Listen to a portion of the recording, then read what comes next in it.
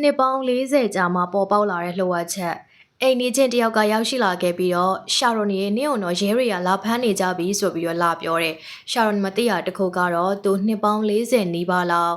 ်လှုပ်ဝက်ထားခဲ့တဲ့လှုပ်ဝက်ချက်တခုကအခုဆိုရင်တော့ပေါ်ပေါက်သွားပြီရဲတွေတည်သွားပြီဆိုတာရဲတွေရောက်ရှိလာခဲ့ပြီးတော့ဒီရှာရွန်ဆိုတဲ့အမျိုးသမီးကိုဖမ်းဆီးခေါ်ဆောင်သွားခဲ့အမှန်တကယ်တော့ရှာရွန်ဆိုတာကသူပြောင်းထားတဲ့နာမည်သူ့ရဲ့နာမည်အတူသူ့ရဲ့နာမည်အရင်ကဒီဘရာကန်တကီပြည်နယ်ဇာတိဖြစ်တဲ့ဒီဘရာကဖလော်ရီဒါပြည်နယ်မှာနှစ်ပေါင်းများစွာနေထိုင်ခဲ့တယ်။သူ့သမီးလေးမီရှယ်အသက်3နှစ်အရွယ်ကလေးကသူကဒီကိုပြောင်းလာခဲ့ရသူဒီကိုပြောင်းလာခဲ့တယ်ဆိုတဲ့ကိစ္စရဲ့နောက်ွယ်မှာလည်းလှုပ်ဝက်ချက်အကြီးကြီးတစ်ခုရှိနေတယ်။1983ခုနှစ်မှာဒီဘရာကသူ့ယောက်ျားဂျိုးဆန်နျူတန်ကိုသူ့သမီးလေးကိုခေါ်ပြီးအလုပ်ကိစ္စနဲ့ဂျော်ဂျီယာကိုသွားမယ်ဆိုပြီးပြောပြီးတော့ထွက်လာခဲ့လိုက်တာ။အဲ့ဒီအချိန်ကစပြီးသူကသမီးလေးကိုခေါ်ပြီးထွက်သွားလိုက်တာအိမ်ကိုဘယ်တော့မှပြန်မလာတော့ဘူး။ဂျိုးဆက်ကလည်းသူ့သမီးလေးကိုရှာဖွေဖို့အတွက်အတော်လေးစူးစမ်းခဲ့တယ်အာနာပိုင်တွေစီကအကူအညီတွေတောင်းခံခဲ့ပေမဲ့ခြေစလက်စအကုန်ပြောက်ပြီးတော့လုံးဝပျောက်ကွယ်သွားကြတာတဖြည်းဖြည်းနဲ့ဒီအမှုကပို့ပြီးတော့ခက်ခဲနိုင်နေလာတယ်မီရှယ်နဲ့သူ့ရဲ့အမေနှစ်ယောက်လုံးလည်းရှာလို့မတွေ့တော့ဘူး2005ခုနှစ်လောက်ရောက်ရှိလာခဲ့တဲ့အခါမှာတော့မီရှယ်ကလည်းအရွယ်ရောက်တဲ့ကလေးတစ်ယောက်ဖြစ်နေလောက်တဲ့အချိန်မှာတော့အားလုံးကလက်လျှော့သွားခဲ့ကြတယ်အမှုကိုလည်းပိတ်ပစ်ခဲ့တယ်အားလုံးကလက်လျှော့လိုက်ပေမဲ့ဒီမိသားစုတွေမှာရှိတဲ့အမျိုးတစ်ယောက်ကတော့လက်မလျှော့ဘဲနဲ့2015ခုနှစ်မှာတော့ဒီအမှုကိုပြန်ပြီးတော့ဖွင့်ဖို့အတွက်သူစဉ်းစားခဲ့တယ်2016ခုနှစ်မှာအမှုကိုပြန်ဖွင့်အချက်လက်တွေပြန်စုဆောင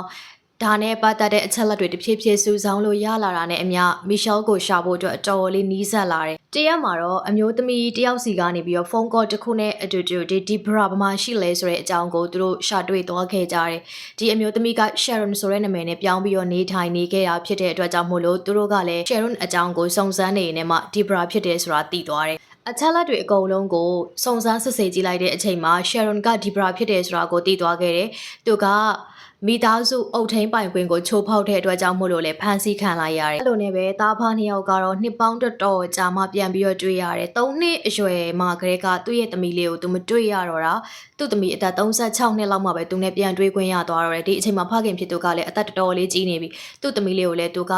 အမြဲတမ်းလိုက်ရှာဖို့အတွက်စူးစမ်းနေခဲ့တယ်။သူ့သမီးကိုမတွေ့ရဘဲနဲ့သူခေါင်းမချနိုင်ဘူးဆိုပြီးတော့လည်းသူကအမြဲတမ်းပဲဆွေမျိုးတွေကိုပြောလေးရှိတယ်။နောက်ဆုံးမှာတော့နှစ်ပေါင်းများစွာအကြာမှာသူ့သမီးလေးကိုသူပြန်တွေ့နိုင်သွားခဲ့ပြီးဒီဗရာဘာဖြစ်လို့အခုလိုလုပ်ရတာလဲဆိုလို့ရှိရင်တော့ဒီအုတ်ထိန်ခွင့်ကိုသူ့ယောက်ျားကိုပေးလိုက်ရမှာဆိုလို့သူတို့လင်မယားကြားထဲမှာကိစ္စတွေအဆင်မပြေတော့တဲ့အခါအိမ်အောင်ကြီးအဆင်မပြေတော့တဲ့အခါသူတို့ကွဲကြပြဲကြပဲဆိုလို့ရှိရင်တော့သမီးလေးကိုဒီသူ့ယောက်ျားနဲ့ထည့်ပေးလိုက်ရမှာကိုသူကမလိုချင်ဘူးအဲ့ဒီအတွက်ကြောင့်မို့လို့သမီးလေးကိုခေါ်ပြီးသူတခါတည်းထွက်ပြေးလာခဲ့လိုက်တာမိခင်တယောက်ရဲ့အတအနေနဲ့ကြည့်မယ်ဆိုရင်တော့လေသူမမှားဘူးဒါပေမဲ့သူကပြစ်မှုကျူးလွန်တဲ့သူတယောက်ဖြစ်သွားတဲ့အတွက်ကြောင့်မို့လို့တရားဥပဒေနဲ့ရင်ဆိုင်ခဲ့ရတယ်သူကထောင်ဒဏ်ဒါမှမဟုတ်ပြစ်ဒဏ်တချို့ကိုတော့သူခံစားခဲ့ရတယ်အဆိုးဆုံးအပိုင်းကိုခံစားခဲ့ရတဲ့သူကတော့မီရှယ်ပေါ့နော်သူကအမြဲတမ်းသူ့အဖေကသူ့ကိုပြစ်သွားတယ်လို့ပဲသူကထင်နေခဲ့တာမိခင်ဖြစ်သူကိုယ်တိုင်ကလည်းနင့်အဖေကနင့်ကိုပြစ်သွားတာလို့ပဲပြောခဲ့တဲ့အတွက်ကြောင့်မို့လို့ကိစ္စတွေအကုန်လုံးအမှန်တိုင်းသိသွားတဲ့အခါမှာသူလည်းတော်တော်လေးကို shock ရသွားတယ်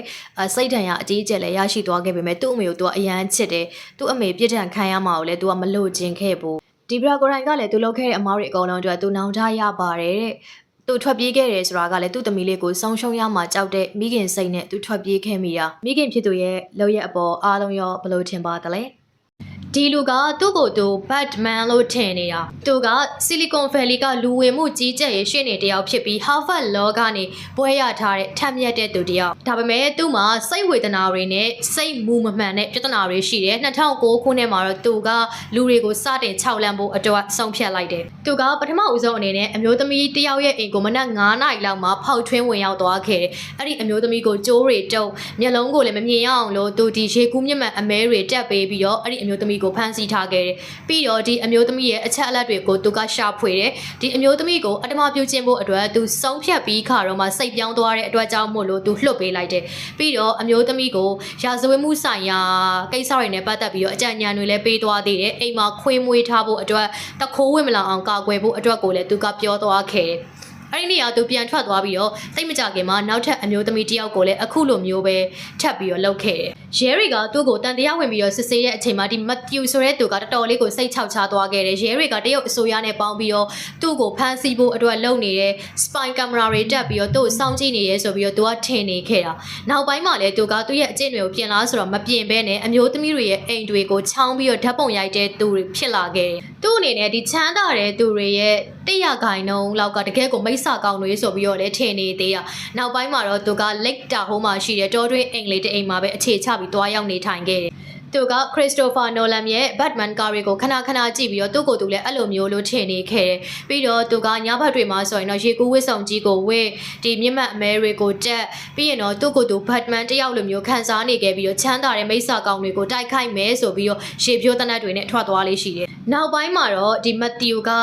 Dennis နဲ့ Aaron ဆိုတဲ့စုံတွဲတွဲကိုပြစ်မှတ်ထားခဲ့တယ်။သူတို့နှစ်ယောက်ကတာမန်လူလက်တန်းစားအလှော်မှာရှိတဲ့သူတွေပဲ။ဒါပေမဲ့ Matthew အနေနဲ့သူတို့ကိုအထက်တန်းလှော်မှာရှိတဲ့လူချမ်းသာတွေလို့ထင်နေခဲ့တဲ့အတွက်သူတို့အိမ်ကိုဖောက်ထွင်းဝင်လျှောက်ခဲ့တယ်။ပြီးတော့သူတို့ကိုရေတနတ်နဲ့ချင်းချောက်ခဲ့တယ်။သူတို့ကတော့တနတ်အစ်စ်လိုပဲထင်နေခဲ့တာ။နောက်ပိုင်းမှာသူက Dennis ကိုဖမ်းဆီးသွားခဲ့ပြီးတော့တောတွင်းအိမ်မှာဖမ်းဆီးထားတယ်ပြန်ပေးဆွဲထားပြီးတော့အတ္တမပြုကျင့်ခဲ့တယ်။ Matthew အနေနဲ့အားလုံးပြီးသွားတဲ့အချိန်မှာ Dennis ကိုပြန်လှုပ်ပေးလိုက်တယ်။ဒီစုံတွဲကဘယ်အငိမ့်နေမလဲရဲသွားတိုင်တာပေါ့။ရဲသွားတိုင်ပေမဲ့လည်းသူတို့နှစ်ယောက်ကတော်တော်လေးနမဲပြတ်ခဲ့ရတယ်သူတို့ကလူလိမ်တွေဖြစ်တယ်ပြီးတော့ Matthew အနေနဲ့ဒါတွေလုံးဝမဟုတ်ဘူးလို့လည်းအားလုံးကထင်ခဲ့ကြပြီးတော့သူတို့စုံတွဲပဲနိုင်ငံမှာနမဲပြတ်ခဲ့ကြရတယ်အားလုံးကသူတို့ကိုလူလိမ်စုံတွဲဆိုပြီးတော့ခေါင်းစဉ်တက်လိုက်ကြတယ်နောက်ထပ်လအနေငယ်အကြမှာ Matthew ကအဲ့လိုမျိုးပဲနောက်ထပ်အိမ်တအိမ်ကိုဖောက်ထွင်းဝင်ရောက်သွားခဲ့တယ်အဲ့ဒီမှာအိမ်ရှင်အမျိုးသားနဲ့သူနဲ့ထိတ်တိုက်တွေ့ပြီးတော့နှစ်ယောက်သားလုံးထွေးတပ်ပုံနေကြရင်နဲ့ပဲ Matthew ရဲ့ဖုန်းကအဲ့ဒီအိမ်မှာကြံခဲ့တယ်အဲ့ဒီတော့မှ Matthew ကိုဖမ်းမိသွားခဲ့တာ Jerry ကလည်း Matthew ရဲ့အိမ်ကိုဝင်ရောက်ရှာဖွေနေရင်နဲ့မှ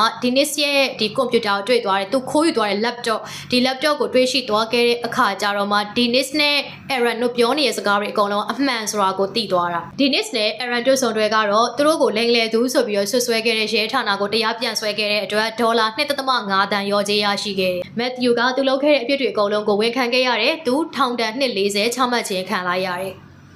ဟုတ်ကဲ့ဒီနေ့အတွက်အမှုကတော့ဒီအထိပါပဲရှင်